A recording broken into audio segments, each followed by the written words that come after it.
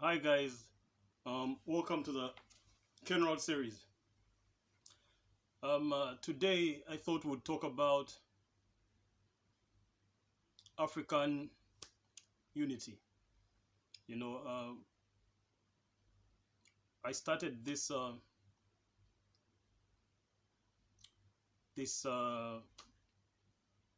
channel primarily to help initiate uh, dialogue amongst the youth, the young people of Africa, who I know for sure are the keys into into the future, to dialogue and negotiate a way to this unity. So today I was going on thinking about a couple of topics we can talk about, and I just felt like let's talk about life in general. So life in general for a young person in Africa is is it's kind of confusion. We are we are bugged. Something inside the African youth, something divine inside the African youth is craving, hungry for responsibility, but there's just no opportunity for responsibility. um the generation, the post forefather generation, the children of Africa born from the independence days, the 60s, the 70s,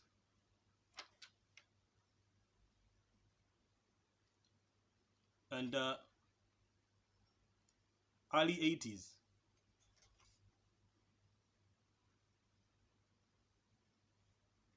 but mostly the 60s, 70s, were totally denied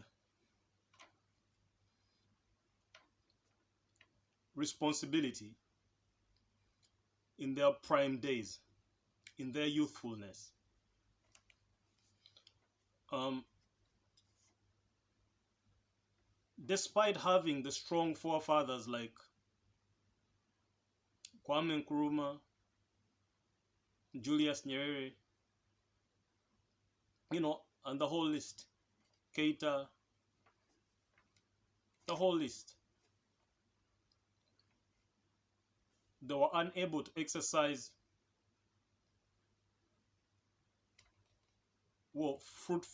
fruitful uh, youthful campaigns towards um, significant responsibility. They were unable to negotiate for this significant responsibility from the colonialists. And so the colonialists were able to, I mean, the forefathers did a good job from, I think, 45 or something. The real big action starts in 48 towards 57 when Ghana receives its independence.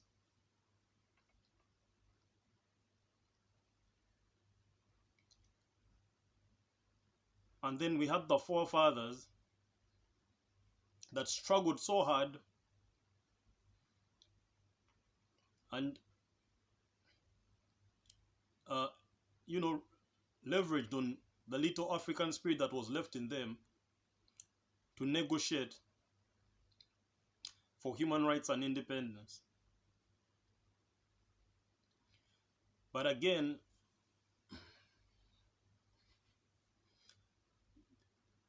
this narrative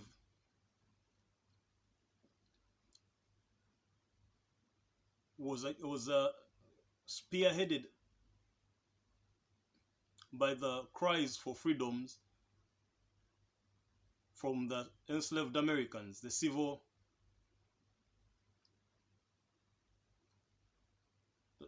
campaigns in America, you know, the off-slavery civil rights movements and all that. And so, after, you know, 100 years of, you know, the Martin Luthers and the Malcolm X's, you know, negotiating, finally, Kennedy arose, was assassinated, but the next president was able to come in and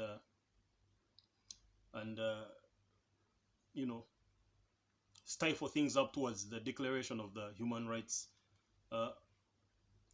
international human rights arrangement that led to the talk about also decolonization of Africa, as colonialism was also identified as one of the human rights abuses in Africa. So we had the forefathers come in and negotiate until finally,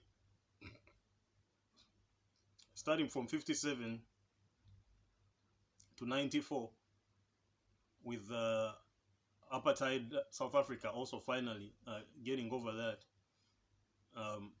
they were able to give us independence. Now, when the forefathers were negotiating for independence, what they meant by independence wasn't just self-rule or self-governance, but it was also freedom.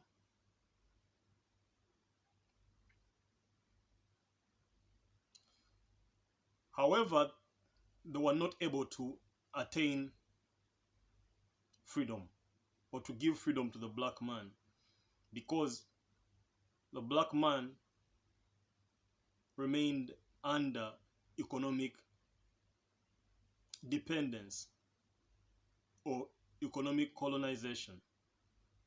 Because neo-colonialism, which again is the reason why the generations I talked about earlier were denied responsibility,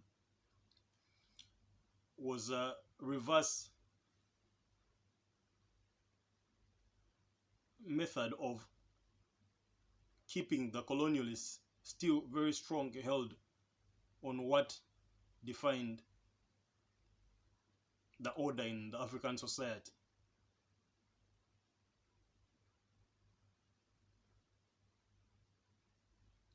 So, of course, you see things like the promotion of capitalism. I've already explained in the previous videos that capitalism ends in neo-colonialism.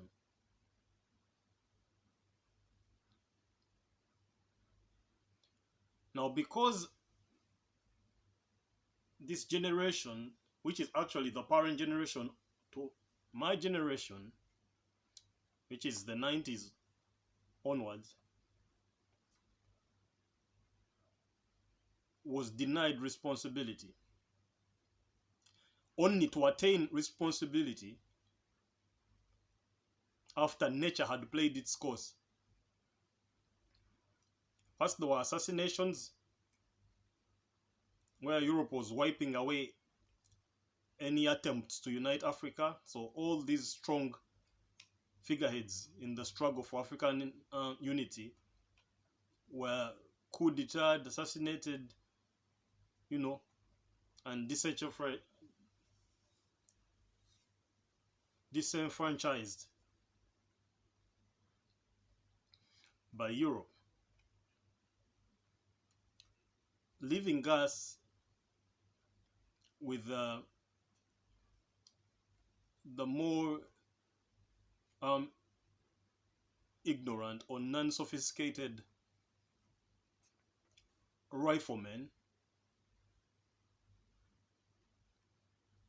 from, I call them riflemen because they were soldiers. They were from the King's Rifles. You know, for British to coup, deter, or to remove the strong figureheads and the fighters for African unity, the original forefathers, they used their riflemen. Because remember, the army was still very much the colonial army. You know, it's very obvious to any African the power wielded by the army. And we all know that the strength of the African army is all dependent. A lot of African money is sent back to the West in the name of buying guns. It's one of the biggest businesses, because we've not taken up the responsibility of making our own arms. Because we have that responsibility to protect ourselves. But reversing the psychology to make you think about rights instead of responsibilities makes you fight for rights and forget responsibilities. Why should every single other continent or country that is sovereign have the right to protect themselves? And Africa, the second or the most populous continent that is turning into a nation, fail to have that responsibility? For you to accept that is aptness, is